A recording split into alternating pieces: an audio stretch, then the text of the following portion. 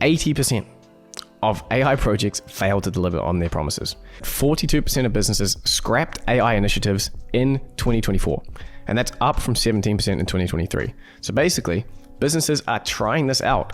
They're testing it. They're like, oh, yeah, I mean, we're supposed to do AI, right? That's what we're supposed to do. So they're either trying it internally, or maybe they're working with an agency like you.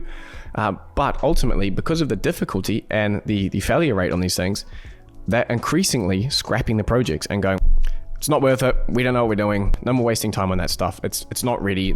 Basically, they're becoming a lot more skeptical. And so that's basically what a lot of businesses are feeling, right? And only 1%, according to McKinsey, are mature in the AI development. So the market is still absolutely wide open. But a lot of people are trying it and failing, and therefore they're scrapping their projects. So AI, of course, has tremendous potential.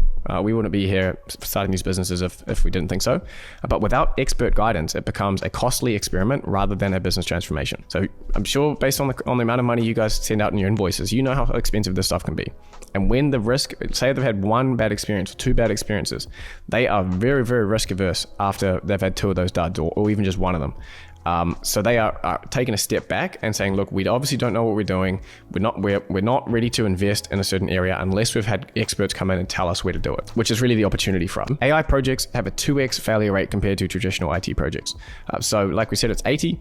If you start, say you're building out a custom CRM or something in your business, a traditional software project has about a 40% failure rate.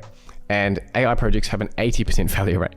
So twice over that. So it's already a gamble to do some new tech stuff. This is twice as risky as their previous technology projects, right? We have 50% of businesses citing the lack of skills, lack of AI know-how in the organization as the number one barrier for adopting AI and getting these successful projects.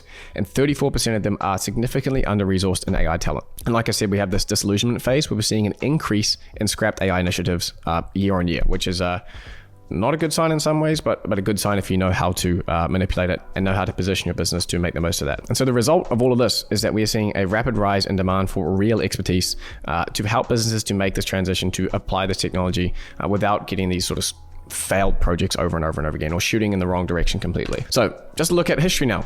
History doesn't repeat, but it does rhyme. And so we can look back to the professional services booms and other tech revolutions and realize that what looks like disruption often becomes market expansion.